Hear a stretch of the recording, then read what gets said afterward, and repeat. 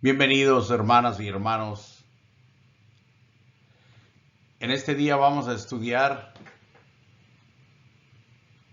o más bien vamos a dar la explicación de Juan 14, versos 1, 2 y 3. Tal vez algunos de ustedes se pregunten, aquí no hay ningún problema, ninguna explicación que dar, está claro todo está muy claro como se ve. A la letra dice así: no se turbe vuestro corazón, creéis en Dios, creed también en mí. En la casa de mi padre muchas moradas hay. Si así no fuera, yo os lo hubiera dicho. Voy pues a preparar lugar para vosotros. Y si me fuere y os preparare lugar, vendré otra vez y os tomaré a mí mismo, para que donde yo estoy, vosotros también estéis. El verso que sigue se los digo porque dice, y sabéis a dónde voy y sabéis el camino. A lo que Tomás le dice, Señor, no sabemos a dónde vas, ¿cómo pues podemos saber el camino? Y es ahí en el 6 donde Cristo les dice, yo soy el camino, la verdad y la vida, y nadie viene al Padre sino por mí. Y luego ya sigue toda una bonita explicación que el Señor les da a sus apóstoles. Pero otra vez, ¿cuál es el problema aquí? No hay problema, está muy clara la escritura. La cosa es que a través de los años, la gran cantidad de gente que cita esta escritura, la coloca o la cita para hablar de la segunda venida de Cristo. Ese es el detalle. Esta escritura es lo que vamos a ver ahora. Aquí no habla de la segunda venida de Cristo, como tradicionalmente se ha dicho. Esta es otra cosa. Esto no es negar la segunda venida de Cristo, no. Pero sí es aclarar donde el Señor o los apóstoles hablan de la segunda venida y qué escrituras no hablan de dicha venida. Eso es importante, porque cada escritura tiene propósitos importantes. Y si uno tuerce la interpretación, es como cambiar el curso de lo que está escrito. Analizaremos estos versículos en su contexto. Esto es interesante. Es importante estudiar cada texto en su propio contexto, usted lo sabe, para que no saquemos de esa manera el texto fuera de contexto y, como dicen, para hacer un pretexto o para hacer que ese texto diga lo que la persona o las personas quieren que diga cuando realmente no es su contenido. Hablaremos también, citaremos un poco la interpretación tradicional de la que les he mencionado. Descartaremos las ideas que no estén de acuerdo con estas escrituras. No incluiremos elementos que no contienen estas escrituras. Que quede claro tal como estas están. La interpretación tradicional siempre sostiene que estos 3 versículos se refieren a la segunda venida de Cristo. Y sin explicación alguna, así se toman y se aplican a futuro. Y vamos a ver si en realidad eso es su contenido. El verso 1, no se turbe vuestro corazón. Creéis en Dios, creed también en mí. El Señor les habla esto porque a estas alturas ya los apóstoles están muy turbados, están muy agitados internamente, están muy inquietos en su estado de ánimo y hasta con miedo. Están demasiado tristes porque el Señor ya de tiempo atrás, y ahora lo concreta en esta escritura, les viene diciendo que él debe ir a Jerusalén, que va a ser muerto, por los sacerdotes, por los escribas y el pueblo. Y ellos no entienden mucho de esto. Y también les dice que él se va a ir y que a donde él va, ellos no pueden ir con él. Esto es lo que seguramente les inquietó demasiado. Y aquí les dice, no se turbe su corazón. Ustedes son hombres, voy a parafrasear un poco, que creen firmemente en Dios. Bueno, si creen en Dios, crean también en mí. Y dice en el 2, en la casa de mi Padre muchas moradas hay. Si así no fuera, yo os lo hubiera dicho. Voy pues a preparar lugar y bien concreto. Voy a la casa de mi Padre, voy a preparar lugar para ustedes, para vosotros. Esa es la razón de su ida. Pero luego, el verso 3, y si me fuere y os preparare lugar, vendré otra vez y os tomaré a mí mismo. Fíjese con cuidado usted. Volveré o vendré otra vez. Y cuando venga otra vez, os tomaré a mí mismo, para que donde yo estoy, vosotros también estéis. Si usted lee todo el texto, va a encontrar que os tomaré a mí mismo se refiere a los apóstoles hablando de la unidad como si fueran un solo cuerpo. Y esto también lo especifica muy claro en la oración que hizo en el capítulo 17. No hay ninguna dificultad para que usted y yo entendamos a qué se refiere el término os tomaré a mí mismo. Es que los apóstoles y Cristo son uno. Y el Padre en Cristo es uno. Entonces aquí se habla de la unidad y luego también nosotros en Cristo con los apóstoles venimos a ser uno. Estas escrituras no contienen la segunda venida de Cristo como se ha dicho, ni hay elementos que se relacionen con dicha venida. Por ejemplo, aquí voy a dar 3 escrituras como ejemplo. La primera, en Mateo 25, verso 31, dice así: cuando el Hijo del Hombre venga en su gloria y todos los santos ángeles con él. Y la cito brevemente porque quiero señalar, en la segunda venida, aquí hay ya algunos elementos, como dije, cuando el Hijo del Hombre venga en su gloria, esta es la segunda venida, y todos los santos ángeles con él. No vendrá solo, vendrá acompañado, como dice allí, todos sus santos ángeles vendrán con él. En Juan 14 no tiene ninguna relación. Y en 1 Corintios capítulo 15 verso 52, donde claramente habla de la resurrección del cuerpo cuando Él regrese, dice el verso 52, en un momento, hablando de la transformación del cuerpo y la resurrección, en un abrir y cerrar de ojos, a la final trompeta que indica juicio, porque se tocará la trompeta y los muertos en Cristo resucitarán incorruptibles.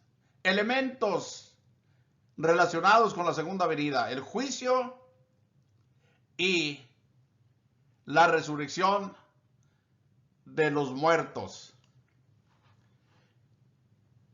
En la primera carta a los Tesalonicenses 4:14 dice: así también vosotros traerá Dios con Jesús a los que durmieron en él. Con estas 3 escrituras es suficiente para darnos cuenta que en la segunda venida hay muchísimas otras más. En las cartas a los Tesalonicenses, en las 2 cartas hay evidencia de la segunda venida y en algunas otras escrituras. Pero con esto es suficiente para que veamos que Estos elementos no son contenidos en Juan 14, 1 al 3, para decir que aquí está la segunda venida. No. Su contexto en Juan 14, 1, 3, esto lo debo aclarar. Muy pocas veces se toma en cuenta. Empieza, como lo voy a decir aquí, en el capítulo 13, verso 1, y termina en el capítulo 18, verso 1. Aquí hay 5 capítulos dentro. El 13, el 14, el 15, el 16 y el 17. En alguna ocasión el Señor dijo, levantaos, vámonos de aquí. Pero no se fueron, obviamente continuaron ahí. Hasta en el 18:1 es cuando se van de ahí, del lugar donde tomaron la última Pascua, del aposento alto, para ir a Getsemaní, al otro lado del torrente de Cedrón. Y así, tomando en cuenta todo el contexto, entendemos perfectamente el contenido de Juan 14, 1 al 3. Debo de una vez adelantarle que el capítulo 17, más adelantito lo voy a decir, pero es como si el Señor resumiera los 4 capítulos anteriores en su oración. ¿Y por qué no decirlo? Es como si abarcara todo su ministerio que hizo en la tierra con sus apóstoles desde que los llamó hasta que él terminó su obra, dándole gracias al Padre por todo lo que él había hecho con ellos. Ese es el contexto. No lo podemos torcer. Termina en el capítulo 13:1, donde llegaron para tomar la cena, o la última Pascua en el aposento. Ahí les lava los pies, ahí les da mandamientos, ahí les habla de que va y regresa, ahí les habla del Consolador, ahí les habla de la vid verdadera. Y bueno, es interesantísimo todo el contenido de esta escritura. Los apóstoles estaban muy turbados. No entienden ellos hasta este punto lo que Cristo les dice, lo que les comentaba en el principio. Él les dijo, no se turbe vuestro corazón porque ya los ve muy turbados. Creéis en Dios, creed también en mí. Y luego, él sigue explicando en este capítulo todas las razones que tiene para que entiendan por qué se va. Y al final, en el verso 27 les dice, la paz os dejo, mi paz os doy. Yo no os la doy como el mundo la da. No se turbe vuestro corazón, ni tengan miedo. Pero ellos siguen todavía turbados y con mucho miedo. Los apóstoles están, como dije, muy turbados porque Jesús dice que se va. Y ellos no entienden porque no pueden ir con él hasta después. Esto es importante, vamos a ver poco a poco. En el 13:31, entonces, cuando hubo salido, aquí habla de Judas Iscariote que se fue del grupo, ya era de noche, dijo Jesús, ahora es glorificado el Hijo del Hombre. Habla que ya está cerca para ir a su sacrificio y a todo lo que concierne a ese glorioso sacrificio. Y Dios es glorificado en él. Si Dios es glorificado en él, Dios también le glorificará en sí mismo y enseguida le glorificará. Hijitos, aquí está una de las palabras, de los mensajes que ellos no podían entender. Aún estaré con vosotros un poco. Me buscaréis, y como dije a los judíos, les había dicho esto tiempo atrás en el capítulo 8 cuando dio la gran lección de la luz del mundo, que Él es la luz del mundo. Allí les había dicho esto a los judíos. Así os digo a vosotros, a donde yo voy, vosotros no podéis ir. Esto es muy interesante. Las palabras voy, vengo, no podéis ir, no me podéis seguir, me seguirás después. Porque esto es justo lo que está sucediendo aquí. Y debemos de aclarar que no se refiere a la segunda venida. Y es lo que estamos haciendo. Cristo hablaba ciertamente de ir al cielo con su Padre, pero los apóstoles no entendían nada de esto. Ni siquiera conocían al Padre. Decían ellos que se los mostrara, como lo mencioné. Cristo iba a ser sacrificado, como lo he dicho, iba a ser sepultado, iba a resucitar, iba a ascender a su Padre, pero él dijo, voy pues a preparar lugar para vosotros. Él iba a preparar lugar para todos los suyos. Ahora piense usted, aproximadamente 3 años con sus apóstoles y los apóstoles con él, ya habían hecho una relación, una amistad bastante fuerte. Y era mucho tiempo juntos, día y noche juntos.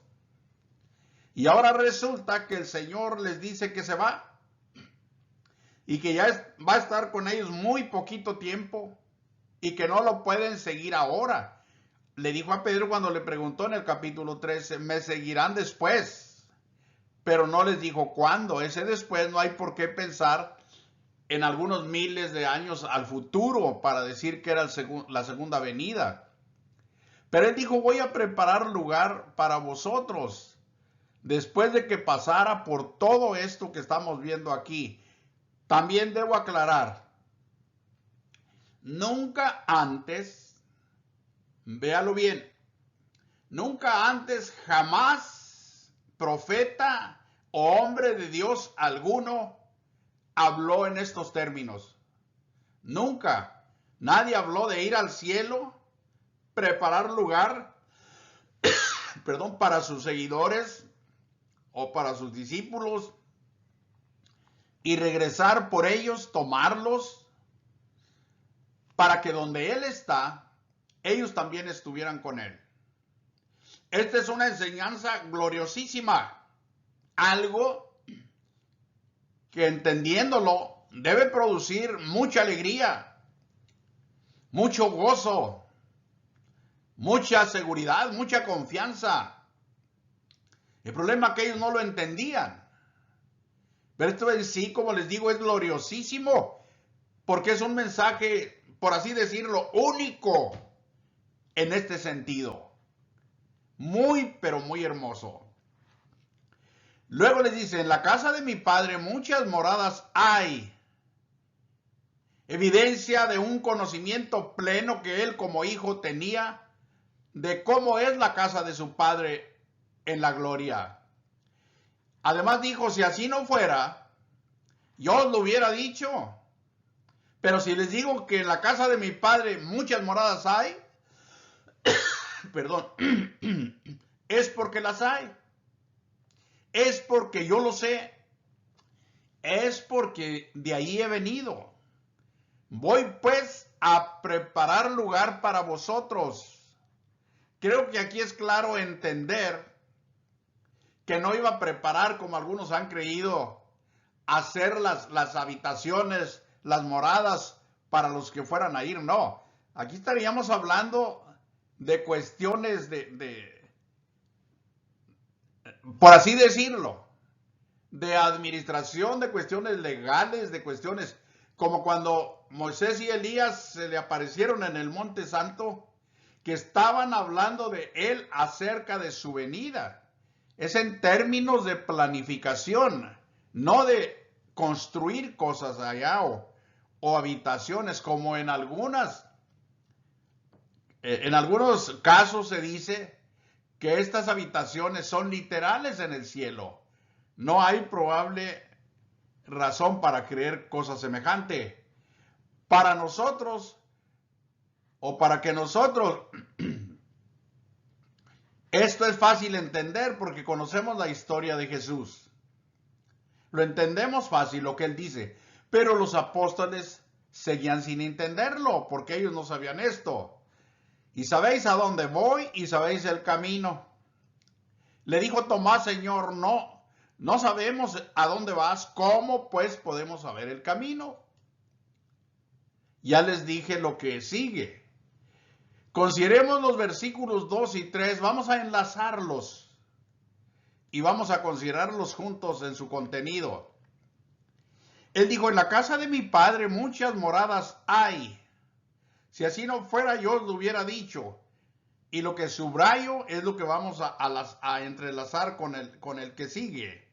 Voy pues a preparar lugar y aclara perfectamente para quién. Para vosotros, les dice a sus apóstoles. Y luego el 3 es contundente. Si me fuere y os preparare lugar, vendré otra vez. Un trabajo que él se proponía hacer en poco tiempo, no a través de las edades futuras. Vendré otra vez y os tomaré a mí mismo, para que donde yo estoy, vosotros también estéis conmigo. Antes de desglosar el verso 3, así como lo estábamos viendo, veamos un poquito más a fondo qué es lo que Cristo sabía cuando dijo estas palabras. En primer lugar, él sabía que había venido del cielo. Ya les había dicho desde más atrás, desde el capítulo 12, ustedes son de abajo, yo soy de arriba. Ustedes son de este mundo, yo no soy de este mundo. Ya había explicado en varias ocasiones que él había venido del cielo, pero también que conocía al Padre y a él iba. Les había dicho, al que ustedes dicen que es su Dios, que es su Padre, no lo conocen, yo lo conozco. Y si les dijera que no lo conozco, sería mentiroso como ustedes. Ya les había dicho también esto. Y dijo, yo conozco al Padre, yo sé quién soy, de dónde he venido, conozco a mi Padre y también conozco o también sé a dónde voy. Entonces el Señor habla completamente seguro de lo que dice. Aquí tenemos la primera evidencia de lo que les estoy diciendo. Antes de la fiesta de la Pascua, cuando empezó esta enseñanza, sabiendo Jesús que su hora había llegado para que pasase de este mundo al Padre, ven ustedes cómo abarca todo su ministerio, toda su obra. Como había amado a los suyos que estaban en el mundo, los amó hasta el fin, todo el tiempo. Y les dijo en el capítulo 16, verso 28, salí del Padre y he venido al mundo. Otra vez dejo el mundo y voy al Padre. Hasta aquí ellos confesaron que habían entendido, los apóstoles. El 29 dice, le dijeron sus discípulos, he aquí ahora hablas claramente y ninguna alegoría haces. Hasta aquí confesaron ellos que habían entendido al Señor. Ahora entendemos, le dijeron en el 30, que sabes todas las cosas y no necesitas que nadie te pregunte. Por esto creemos que has salido de Dios. Ahora sí, vamos a ver el contenido del 14, 2 y 3. Además, estos son, fíjese lo que le digo, estos versículos, empezando también con el 1, 2 y 3, son el corazón de todo el texto. Son el centro de los 5 capítulos a los que le digo que se refiere el contexto o todo el texto donde está que es el contexto de estos versículos. Ese es el corazón, ese es el centro, eso lo explica todo. Esto que estamos viendo, por eso es tan importante. Vamos adelante con el verso 1 otra vez. No se turbe vuestro corazón, Él sabe lo que les dice. No hay razón para que ahora estén turbados, pero como no lo entienden, lo que les dice, el por qué se va, a dónde va y todas estas cosas, que como les dije, entendiéndose, son maravillas de, de bendiciones, pero no lo entendían, por eso estaban muy turbados. ¿Creéis en Dios? Creed también en mí. Muy turbados y hasta tristes por lo que Cristo les dijo: hijitos, vea usted, aún estaré con vosotros un poco. Me buscaréis, pero como dije a los judíos, así os digo ahora a vosotros. A donde yo voy, vosotros no podéis ir. Esto obviamente que a quien sea le debe de causar muchísima tristeza, muchísimo dolor al saber que el maestro, que por años hemos estado con él, que por años nos ha asistido en todas nuestras necesidades, ahora nos va a dejar solos. Y en muy poco tiempo, fíjese bien, cuando dice allí, aún estaré con vosotros un poco. En esa noche va a ir a Getsemaní, ahí van a ir a prenderlo y por la madrugada lo juzgan y en el día lo crucifican. Ya era muy poco tiempo lo que le quedaba. Entonces él está hablando de que lo van a sacrificar en Jerusalén, lo van a sepultar, va a resucitar, va a ir al cielo y va a regresar. ¿Cómo? En el espíritu, como lo vamos a ir viendo. Antes, porque os he dicho estas cosas, lo que les explicaba, tristeza ha llenado vuestro corazón. Cristo les dijo que la tristeza y la turbación que ellos estaban sufriendo terminaría cuando lo vieran resucitado. Ahí está metido en este contexto toda esta enseñanza.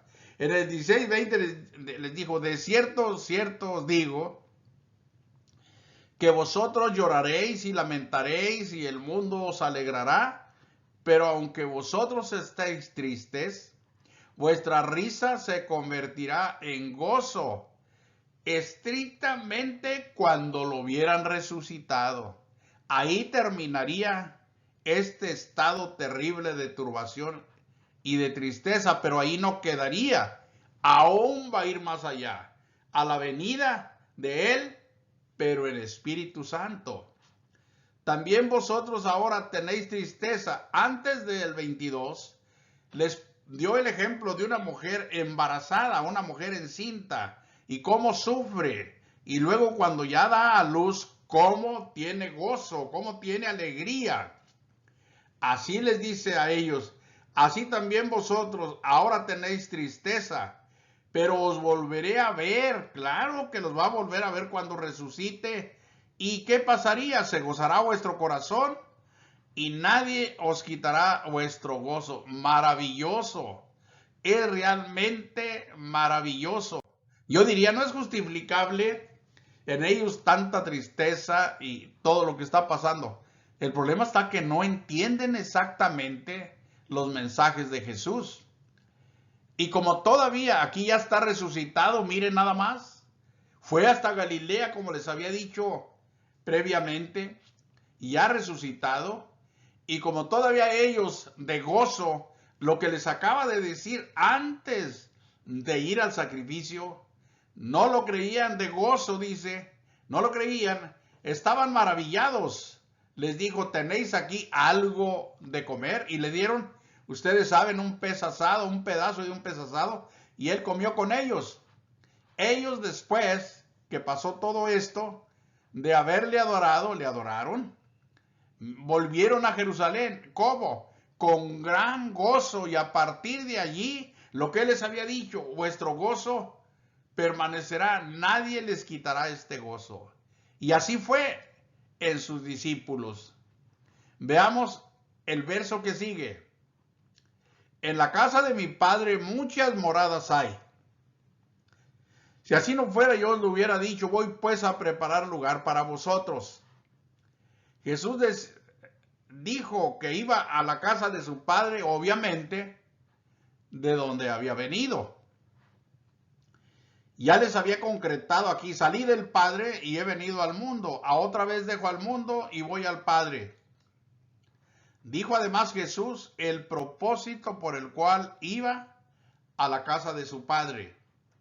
Vea la oración, lo que yo le dije también como que lo resume todo lo que ha enseñado el Señor. Dice, Padre, ponga atención en la súplica del Señor y en la petición. Padre, aquellos que me has dado, yo le voy a leer, si me lo permite, aquí en esta escritura, pero de poquito antes del 24, en el capítulo 17 de Juan, poco antes, en el verso 20, escuche por favor cómo dice el 20, mas no ruego solamente por estos, sino también por los que han de creer en mí por la palabra de ellos, para que todos sean uno como tú, oh Padre, en mí y yo en ti, que también ellos sean uno en nosotros, para que el mundo crea que tú me enviaste. La gloria que me diste, yo les he dado, para que sean uno, así como nosotros somos uno. Yo en ellos, fíjese bien, qué gloria y qué hermosura de mensaje. Yo en ellos y tú en mí, para que sean perfectos en unidad, con Dios, en unidad con el Hijo y con el Padre, para que el mundo conozca que tú me enviaste y que los has amado como a ellos, como también me has amado a mí. Y entonces es cuando el 24 dice lo que dice. Padre, aquellos que me has dado, quiero que donde yo estoy, y ya pidió también por los que habían de creer en él por la palabra de los apóstoles, también ellos estén conmigo. Ve usted, aquí no tiene nada que ver con la segunda venida. Quiero, Padre, que los que me has dado y los que han de creer en mí por la palabra de ellos, quiero que donde yo estoy, ellos también estén conmigo. Dice, para que vean mi gloria que me has dado, porque me has amado desde antes de la fundación del mundo. ¿Por qué digo que es importante interpretar las escrituras en su propio contexto? No estaría, diría alguien, si yo digo que en el capítulo 14, versos 1 al 3, es la segunda venida y no lo es, pues no estoy torciendo las escrituras porque como quiera, hablan de la segunda venida en algo otras partes. Eso es verdad. El problema es que, como dije, cada escritura tiene su contenido y tiene su propósito. Aquí, por ejemplo, que la persona que interpreta correctamente esta escritura de Juan 14 ve el cumplimiento de la oración del Señor. ¿A qué se refería el Señor cuando dijo que iba y venía y que los iba a tomar y que donde Él está, ellos también estarían? ¿A qué se refería esto? ¿Dónde? ¿Cuándo iba a ser cumplido esto? Si usted me dice que se iba a cumplir 3000 años al futuro, esto no me hace mucho efecto en mi fe. Pero si usted me dice que esto ocurre cuando la persona en esta vida, estando en Cristo, es recogido por el Señor, pasa a morar a donde Él está, eso ciertamente me llena de alegría, de gozo. Pero usted dice, bueno, si esto ya ocurre, entonces, ¿para qué la segunda venida? ¿Para qué el juicio? ¿Para qué esto? ¿Para qué el otro? No se le olvide que las escrituras, todo lo que está escrito tiene cumplimiento. Y el hecho de que su alma, al dejar su cuerpo, vaya a la gloria con Cristo, no significa que no puede ser así, porque todavía no es la resurrección final. No, más adelante vamos a ver todavía más de esto. Pero el Señor así lo hace. Él recoge todos los suyos. Hay muchísimas escrituras en el Nuevo Testamento. Allá en el capítulo 2 de Hebreos dice que Él vino a llevar muchos hijos a la gloria. Muchos. Y a los hijos que estamos en la tierra les dice, pongan la mira en las cosas de arriba, en el cielo. porque habéis muerto a las cosas de la tierra y habéis resucitado, y vuestra vida está escondida o guardada con Cristo en Dios. Y por todos lados tenemos la misma manera de pensar y de enseñar dada por los apóstoles. El verso 3. Este versículo lo explica todo. Pongo yo aquí, es claro y es perfecto lo que dice. Es perfectísimo. Si me fuera y os preparara el lugar, el Señor se fue y regresó. Vendré otra vez y regresó a sus apóstoles. Y os tomaré a mí mismo. Tomó a sus apóstoles. ¿Para qué? Para que donde yo estoy, vosotros también estéis. Y vino y los tomó. Miren lo que él les dijo en el verso 18. No os dejaré huérfanos, vendré a vosotros. Alguna vez alguien me reclamaba que esta era la segunda venida de Cristo y que el verso 3 todavía no se cumple, que estábamos esperando que el Señor regresara. Y yo dije, el Señor dijo la verdad, que no los iba a dejar huérfanos a sus apóstoles. Está hablando directamente aquí, primeramente a sus apóstoles, y no los dejó huérfanos. Él vino a ellos antes de que ellos murieran. Vivió con ellos, estuvo con ellos. Él dijo la verdad, vendré a vosotros. Y claro que vino. Y él dijo, no, es que esto se refiere a la segunda venida de Cristo. ¿Y cómo la acomoda? ¿Cómo puede aquí acomodar la segunda venida si ya vamos en más de 2000 años y todavía no viene? ¿Cómo acomoda que aquí este texto está hablando de muchísimo tiempo al futuro? ¿Cómo? No dice por extensión, no hay tal idea aquí. Luego dice en el 14:28, habéis oído que yo os he dicho, voy y vengo a vosotros. Vea qué claro ya, el que no quiere entender es porque no quiere entender o porque la interpretación tradicional de plano le ha cegado el entendimiento. Voy, dice, habéis oído ustedes apóstoles que os he dicho, voy, pero también les dije y vengo a vosotros. No al futuro, vengo a ustedes. Si me amaríais, os habríais regocijado, lo que les decía, con todos estos mensajes para que estuvieran ellos llenos de gozo, pero sin entenderlo, no podían experimentar ese gozo. Porque os he dicho, voy al Padre, porque el Padre mayor es que yo. Claro que aquí no habla de que mayor es que yo como Dios, como el Hijo antes de hacerse carne. Aquí habla desde el punto, desde la perspectiva de hijo. Como va a morir como hijo, no como padre. Y en ese sentido es que se refiere al Padre. El Padre es mayor que yo, hablando de la deidad eterna. Luego Jesús hablaba de ir al Padre después de su resurrección, pero regresaría, note usted, Él regresaría en Espíritu Santo, que el Espíritu y Cristo es el mismo, y que Cristo y el Padre y el Espíritu son el mismo. Por eso este mensaje es claro y entendible. En el verso 16 del mismo capítulo 14, y yo rogaré al Padre y os dará otro consolador. Se refería al Espíritu Santo, él mismo lo dice, para que esté con vosotros para siempre. No los dejaré huérfanos, vendré a vosotros. Yo me voy, porque si no me voy, el Consolador no puede venir. El Espíritu Santo, el Espíritu de verdad, el cual procede del Padre, va a tomar de lo mío y lo va a dar a conocer. Él estará con ustedes para siempre. ¿Por qué?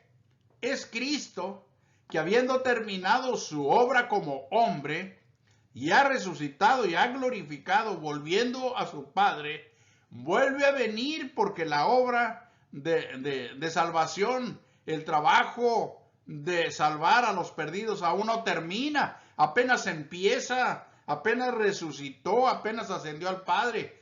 Entonces evangelizar el mundo apenas iba a empezar, y por eso es que vendría, pero ya no literalmente, sino ahora en el Espíritu. Vea esto, verso 17. El Espíritu de verdad, Él es el consolador al que Él dijo, rogaré al Padre para que os dé otro consolador. Y dice, el Espíritu de verdad, al cual el mundo no puede recibir. Está clarísimo. ¿Por qué no lo puede recibir? Porque no le ve ni le conoce. Sencillamente, el Espíritu Santo ni lo ve el mundo ni lo conoce. Pero les dice a los apóstoles, vosotros le conocéis. ¿Cómo está esto? Que ellos no lo entienden y lo tienen, pero no lo saben. Vosotros le conocéis. ¿Por qué? Vea bien lo que subrayo. Porque mora con vosotros.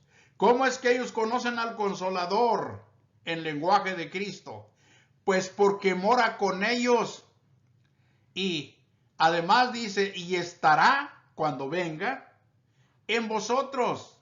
Qué importante, ¿verdad? Nuestro lenguaje escrito, las funciones de cada término, importantísimo. Yo he coloreado las preposiciones que están aquí, estas dos.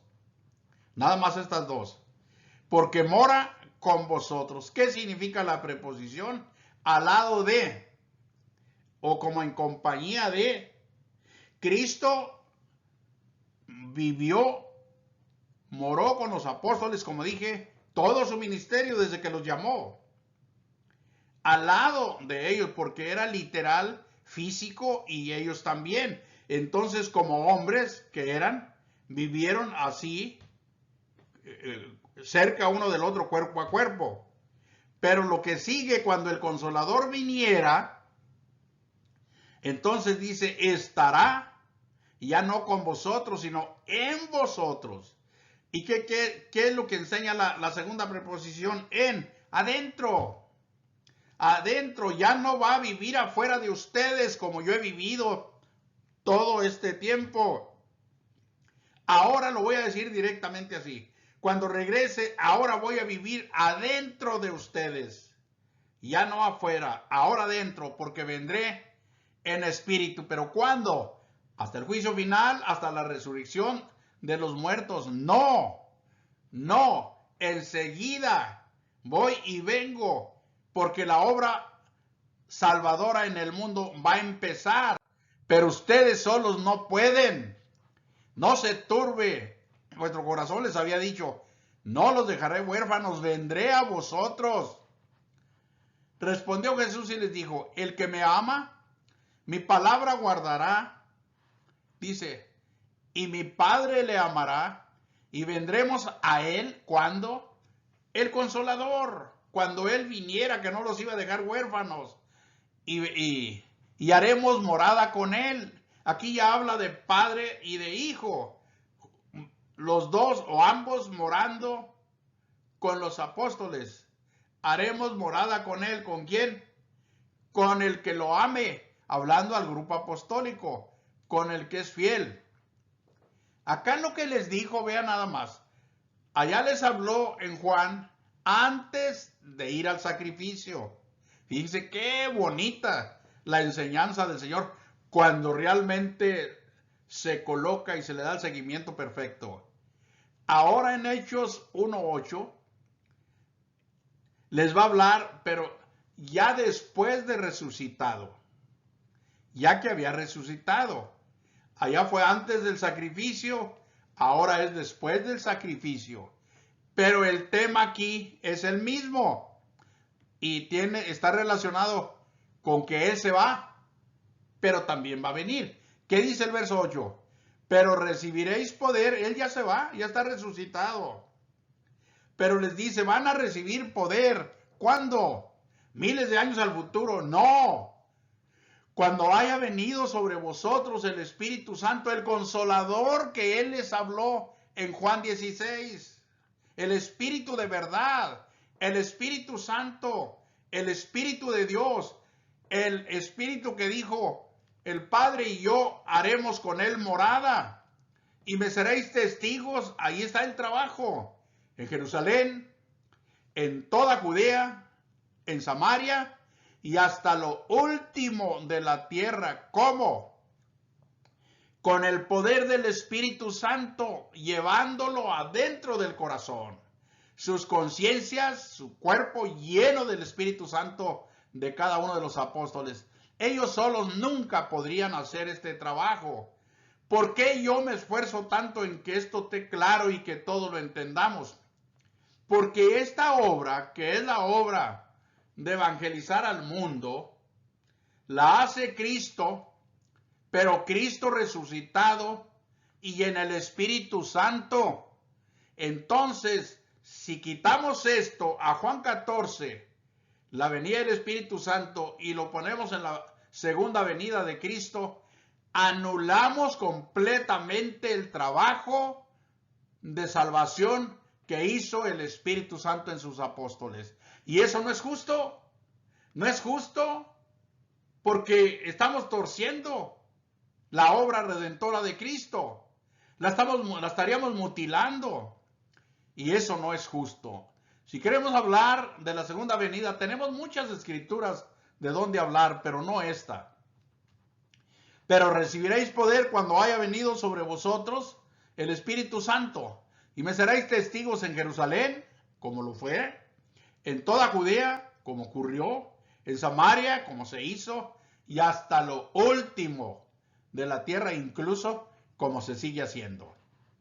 Y en el capítulo 2 de este mismo libro de Hechos, verso 3 dice, y se les aparecieron lenguas repartidas como de fuego, asentándose sobre cada uno de ellos. Acuérdense de Juan, de todos los 5 capítulos, pero sobre todo el 14 y el 16. Vendremos y haremos morada con él. Se les aparecieron lenguas repartidas como de fuego, y dice el 4, y fueron todos llenos del Espíritu Santo, no por fuera, sino por dentro de su corazón. ¿Y qué pasó? Comenzaron a hablar en otras lenguas, en otros idiomas. ¿Cómo? Según el Espíritu que entró a morar en ellos, les daba que hablasen. Perfectamente claro. Este es el cumplimiento de Juan 14, 1, 2 y 3. Pasando también por la muerte, la sepultura y la resurrección y la ascensión, y luego viniendo en Espíritu Santo. Esa es la enseñanza de Juan 14, no lo que tradicionalmente se ha dicho, que es la segunda venida de Cristo. No. Está cumplido con la venida, como puse allí, del Espíritu Santo. Y la oración del capítulo 17 de Juan resume majestuosamente toda la obra redentora del glorioso Hijo de Dios, Jesucristo. Como conclusión,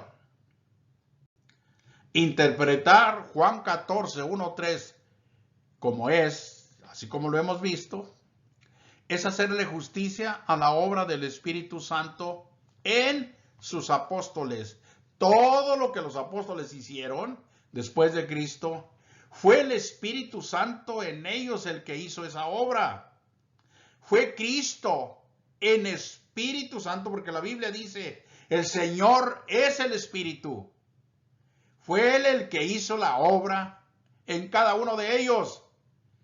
Y nosotros, hermanos, esa enseñanza nos lleva a gozar felizmente de su compañía y de su dirección. Ahora mismo, sin esa enseñanza no podríamos gozar felizmente de la compañía del Espíritu Santo y de su dirección.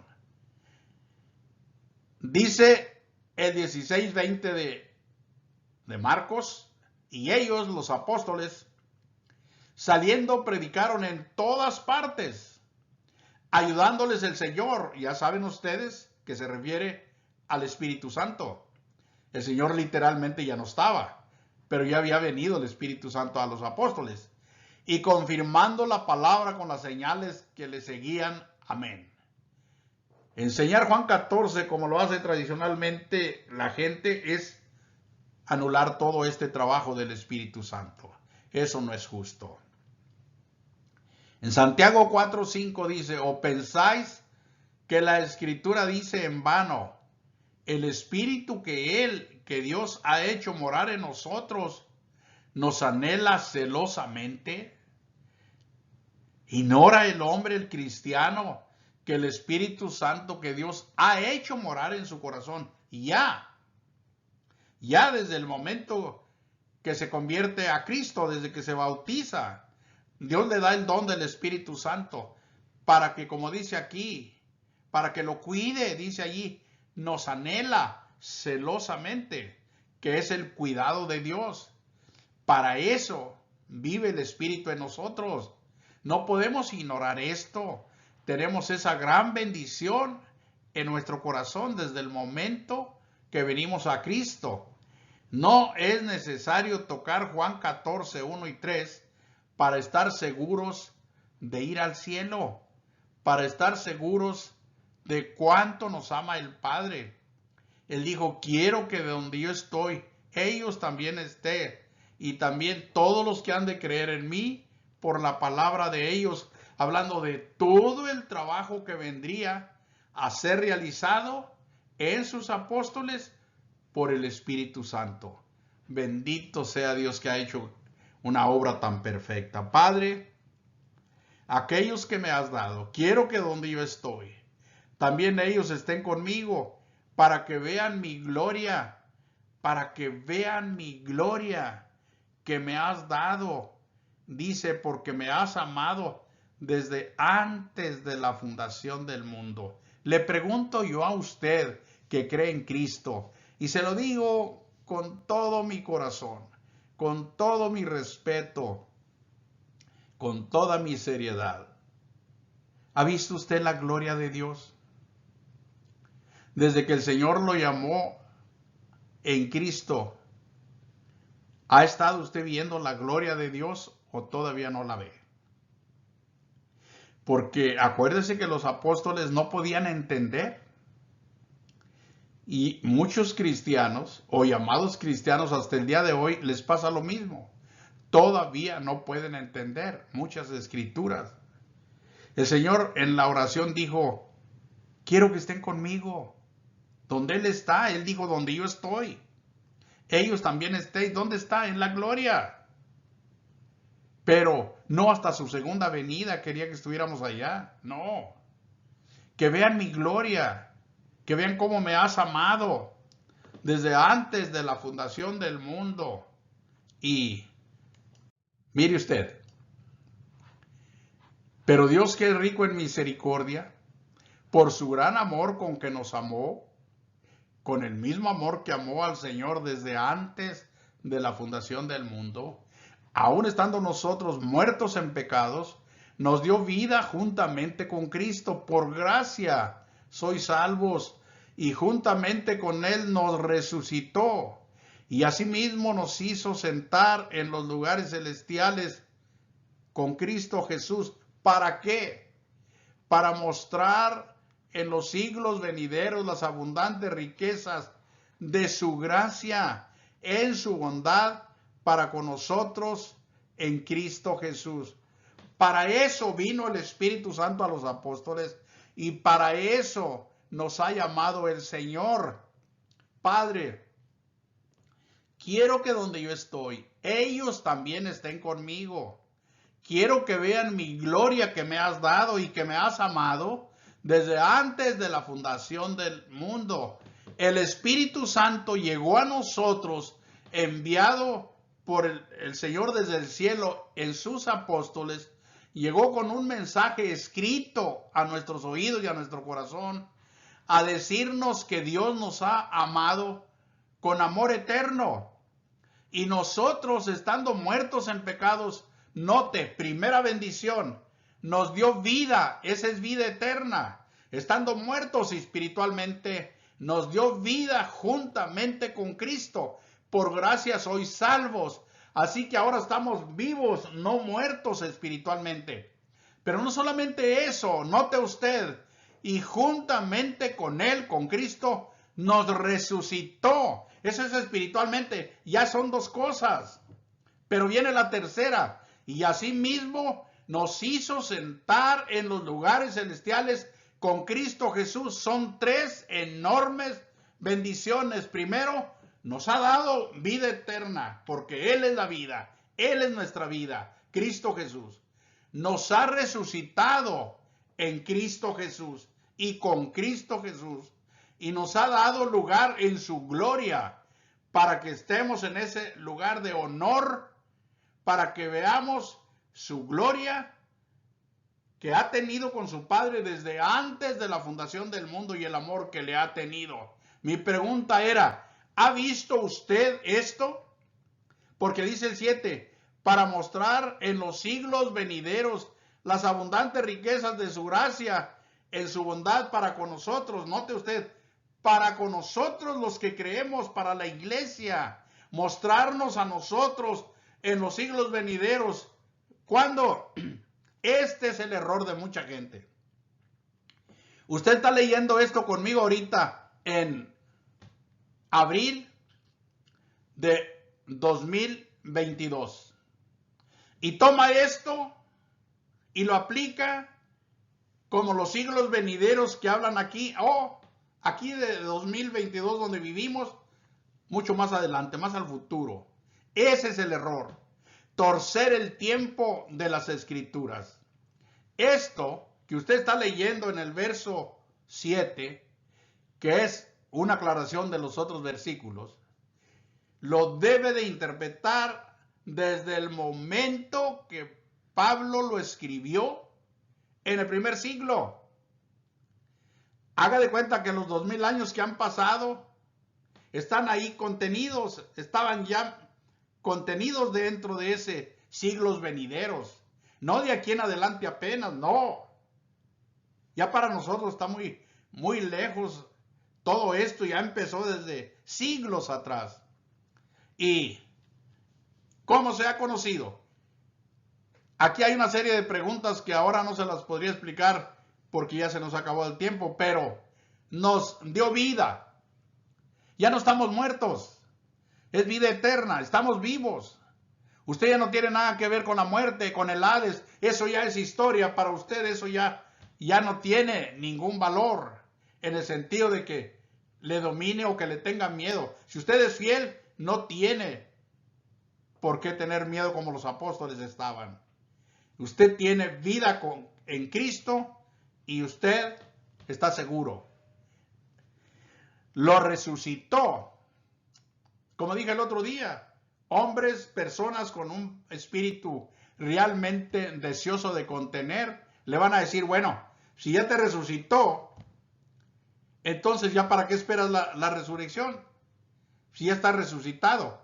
Y hasta le pueden decir, estás enseñando una herejía, estás como los que Pablo señala en la primera de Timoteo, que afirman que la resurrección ya fue hecha. No, acuérdense que habla de resurrección. Resurrección del espíritu y resurrección del cuerpo. Y que la resurrección del espíritu es primero. Así como primero murió el espíritu en el caso de Adán, después vino la muerte física. Así también primero nos resucita espiritualmente, nos une a Cristo, Cristo se une a nosotros y luego nos resucitará en el cuerpo. Pero nos hizo sentar en los lugares celestiales. No, dicen por ahí, nadie puede ir al cielo. Es una mentira, nadie ha ido al cielo. Nadie puede ir hasta que Cristo venga y nos lleve al cielo. Todos tienen que ir al Hades en Cristo Jesús. Y yo me pregunto, ¿y esto que Cristo hizo? ¿Esto no vale? ¿No cuenta? El Señor nos hizo sentar. Legalmente eso es lo que quiere decir.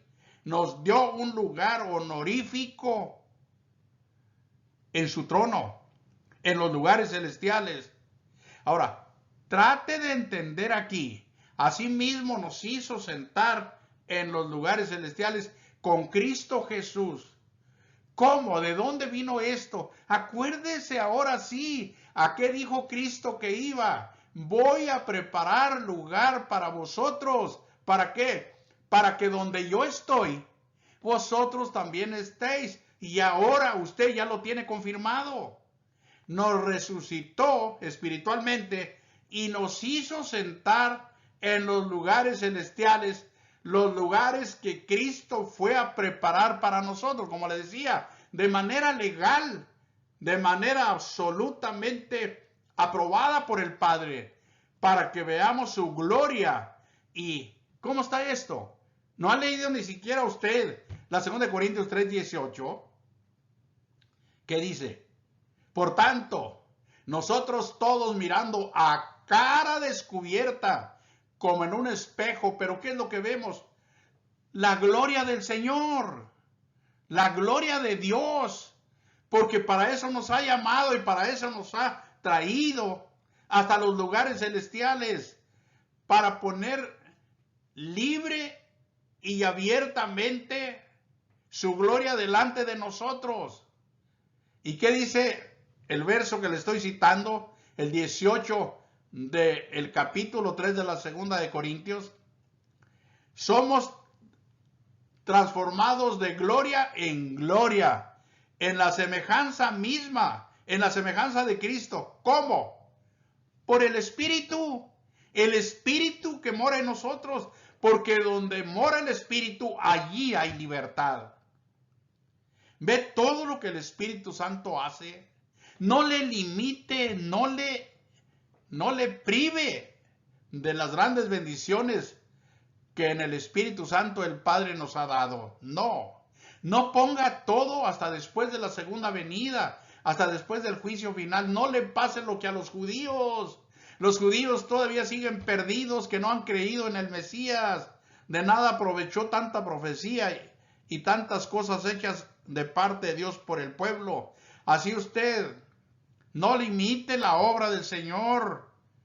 No le robe el contenido a las palabras de Cristo. Créalo. El Señor fue y vino. Hablaba del Espíritu Santo, del Consolador. No hay ni un solo elemento que nos hable de la segunda venida de Cristo en Juan 14. La Escritura dice, porque por gracia sois salvos por medio de la fe. Créalo. Y esto no de vosotros, es un don de Dios.